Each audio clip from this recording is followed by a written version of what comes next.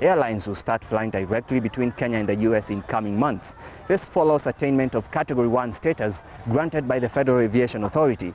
Kenya has been working towards achieving compliance to the international aviation safety processes since 2010.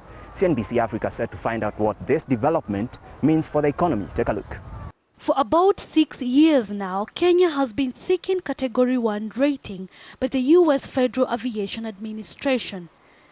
The country was singled out as the most viable destination in East Africa to get the status in 2009.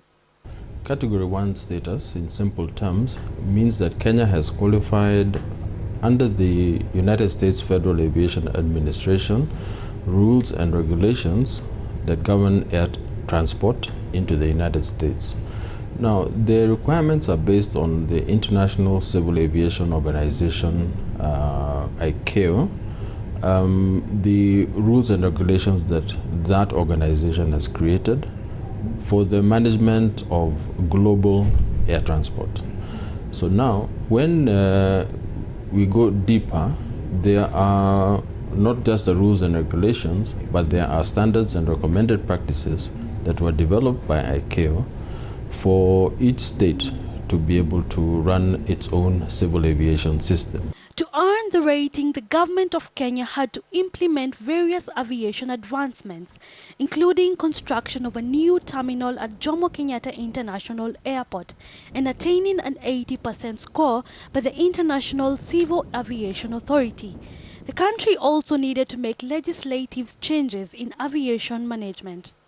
The chief or the key changes they wanted to see was transfer of powers from the Cabinet Secretary of Transport to the Office of Director General of Kenya Civil Aviation Authority.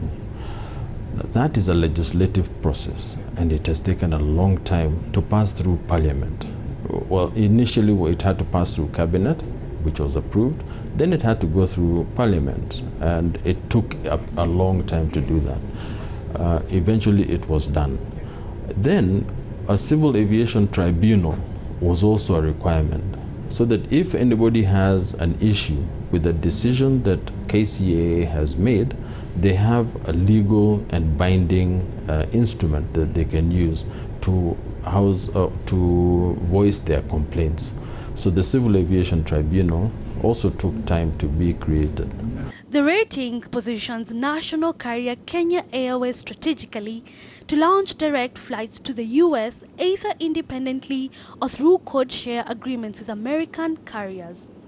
However, upon application of a license, KQ will need 8 months to get approval, while international airlines will wait for 3 months. It means that the safety of the aviation safety is good enough for Kenya, and it means therefore that Kenyan registered carriers can be allowed to enter into the US market. And there are advantages to it. First of all, in Kenya, if you have a Category 1 status, insurance premium for those registered aircrafts will go down because the risk assessment will be much lower. If you are leasing any aircraft like KQ, Kenya Airways, for instance, if they are leasing any aircraft, probably the amount they pay for lease will go down because Category 1 status shows that the risk has been downgraded. So we expect also that to be seen in terms of operational costs for the Kenya Airways. We are expecting that US airlines will show interest and begin to apply. So if it's an airline like Delta, for instance, they would need to inform the FAA in the US that they want to come to Kenya, and they get authorization. Then they need to come to us. By us, I mean Kenya. They come to the Ministry of Transport, Infrastructure, Housing and Urban Development. They apply for traffic rights to fly from the US to Nairobi.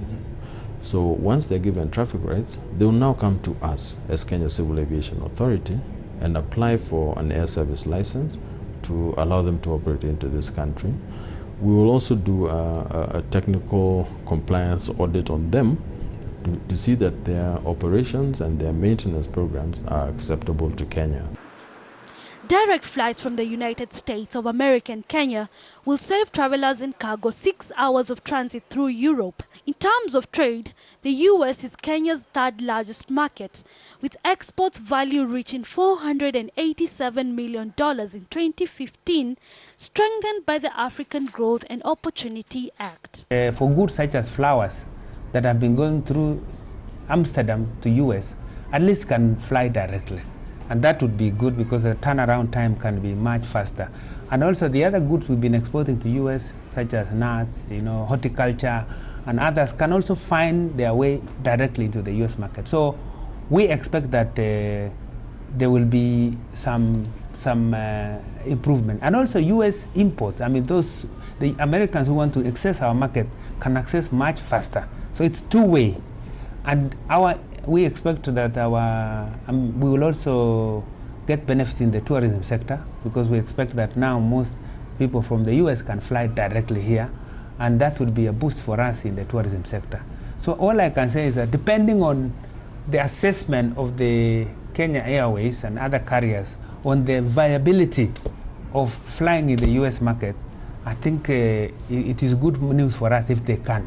The US is now Kenya's largest source market, with arrivals growing by 16% to about 83,000 people in the first 10 months of 2016. The country hopes to take advantage of the Category 1 rating to improve dollar earnings through tourism. The US market has really grown over time. It's a very important market for destination Kenya. We've carried out a lot of activities. We've done a lot of in-market promotions in the US, and it's paid off. It's definitely paid off. I think the recent development in terms of Kenya being granted the Category 1 status by the FAA is very positive, because as a long-haul destination, flights is very, very important. People need to get here, and they need to get here by air.